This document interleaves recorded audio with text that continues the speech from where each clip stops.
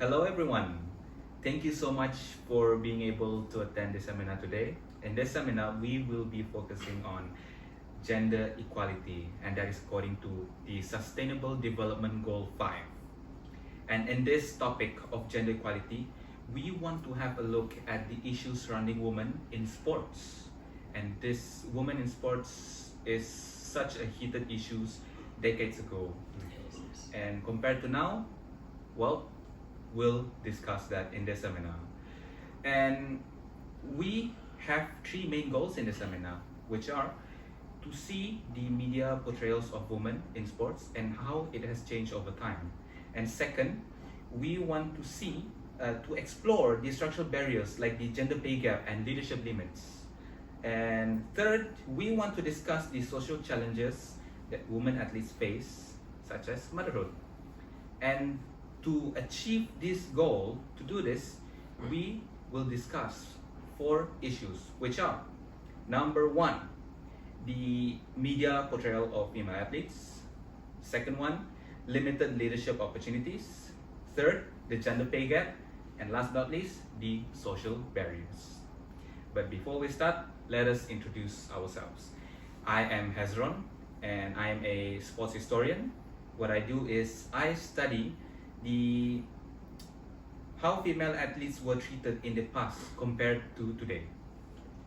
Hello, and I am Noah, and my role is a digital communication analyst. So I examine how the linguistic choices and discourse patterns on modern social media platforms shape the public representation and perception of female athletes.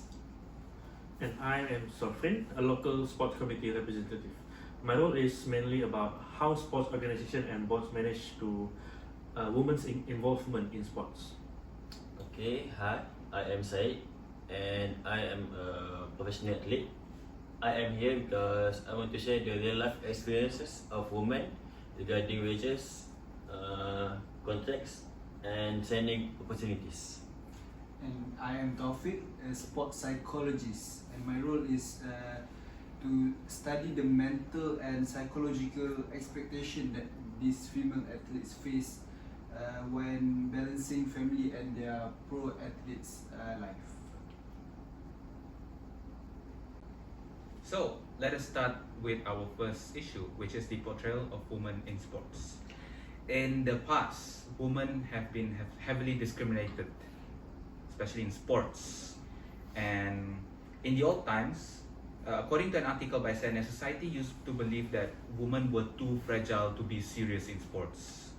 That is why a lot of newspapers only cover more on their clothes and looks rather than their actual skills in the sports. And this has heavily discouraged a lot of female athletes to be serious in their, to become professional in the sports field. Noah, how do you see this? How do you think this issue is changing in the modern day?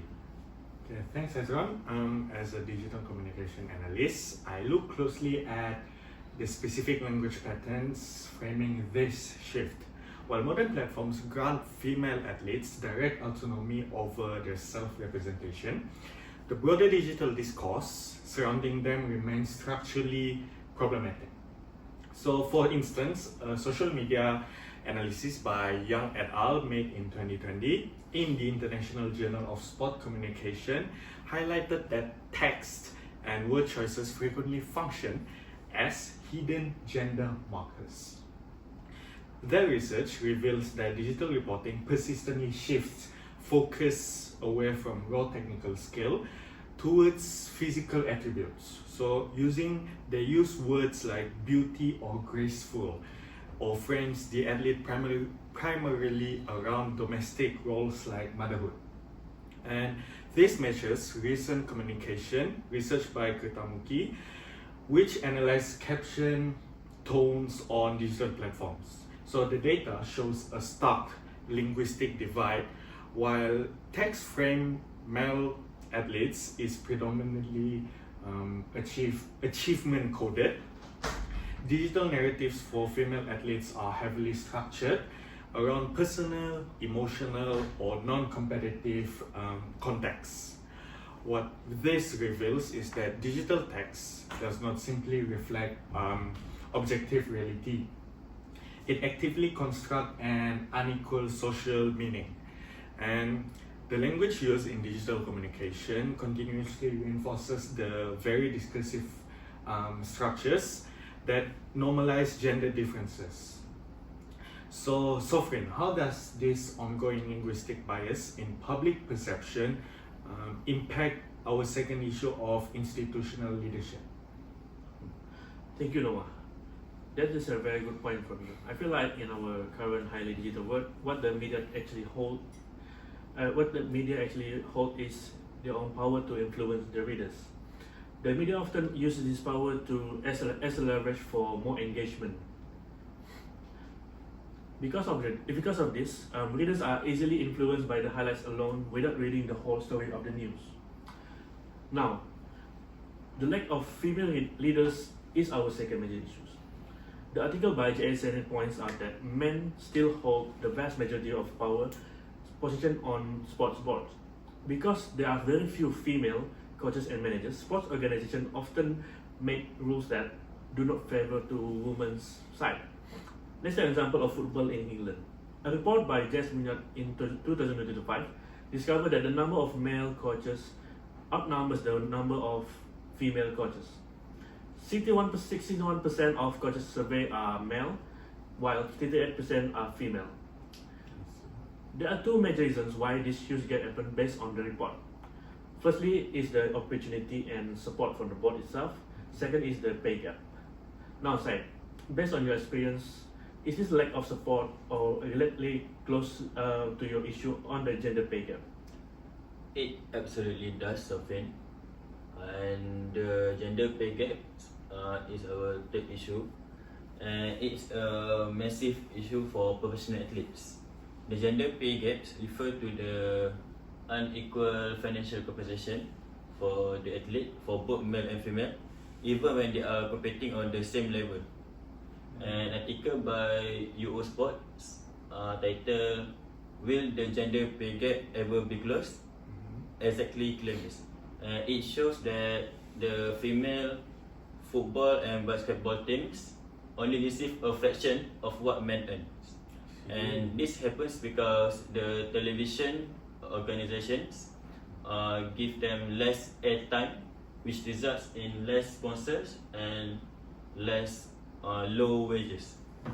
And this creates a damaging cycles where when these women's sports get less airtime, they get fewer fans that tune in, and which then give the broadcasters excuse to invest even less. So until these cycles be broken, the gender pay gap between male and female will keep to persist on and on. So, okay, Taufiq, what will you tell us about our final issue on social media? So our fourth issues are regarding social expectations, especially when we are talking about female athletes. It's always about motherhood. So there's a academic paper by H.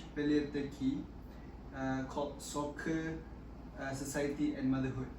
On that research paper, it shows that female athletes face immense pressure when reaching a certain age where they decided to have a family and start their own motherhood journey.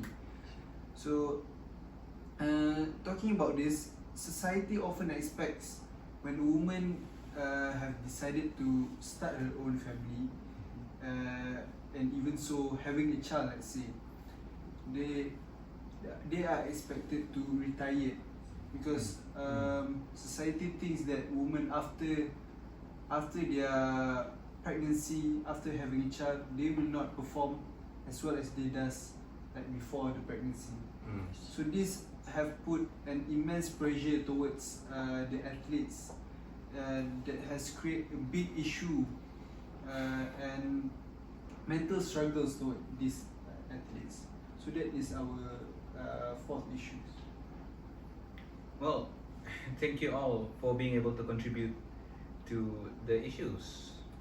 Thank It you. was very meaningful discussion, but now let us move on to the internal discussion where we get to ask a lot of the experts in this table questions about women in sports.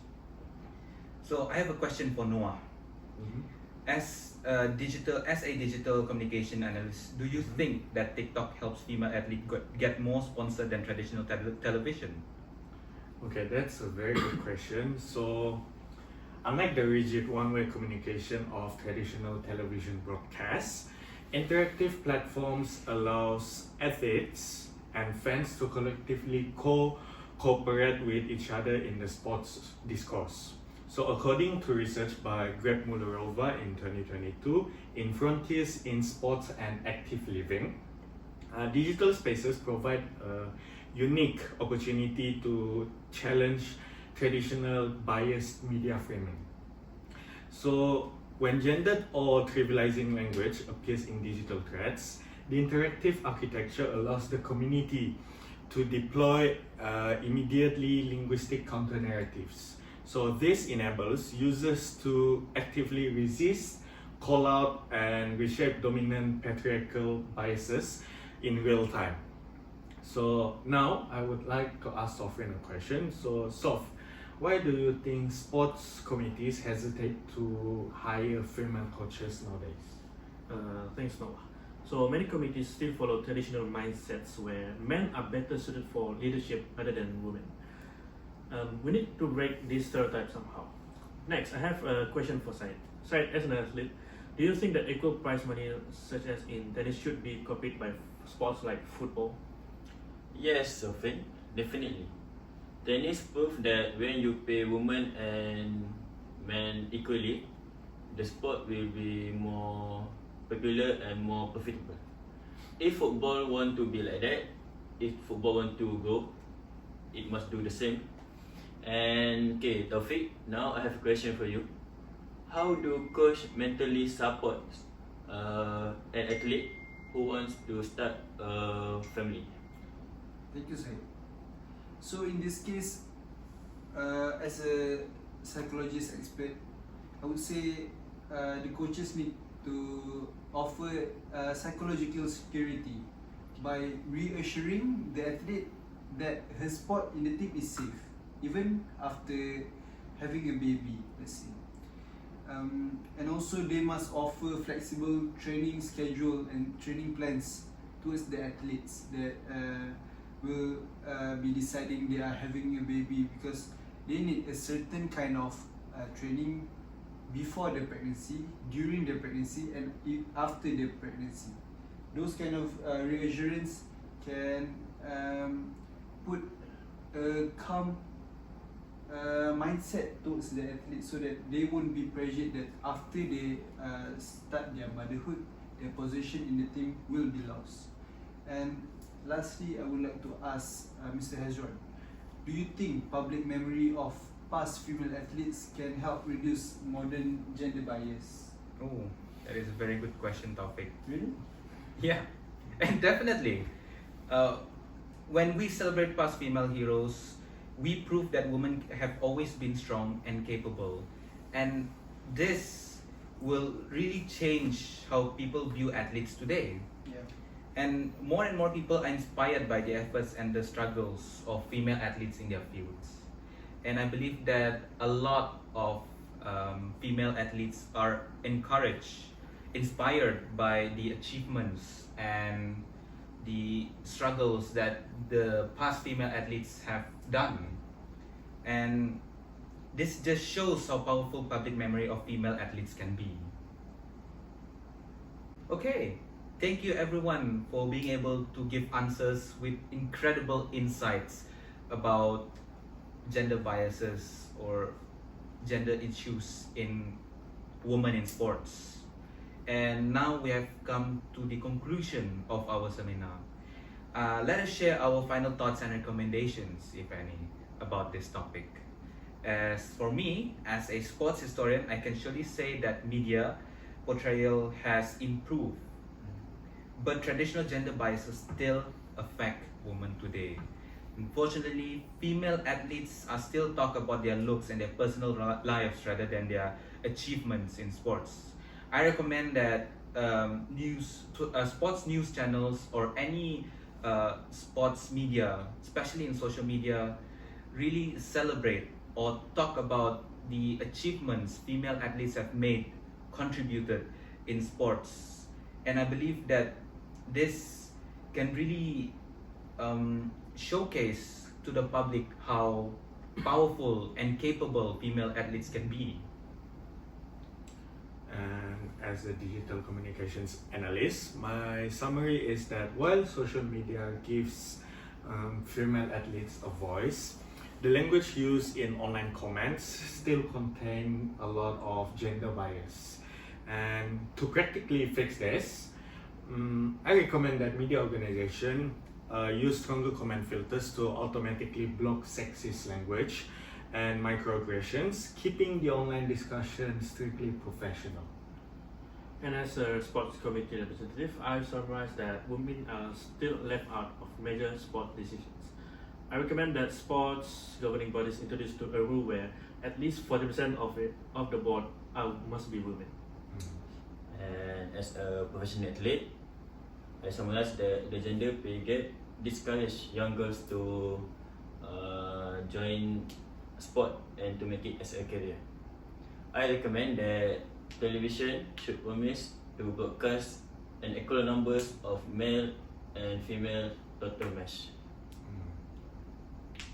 So, as a sports psychologist, I summarize that social pressure regarding motherhood causes a very high stress towards female athletes, and I recommend that sports clubs build maybe free childcare around training centers so that the female athletes can focus on their career and also their motherhood at the same time.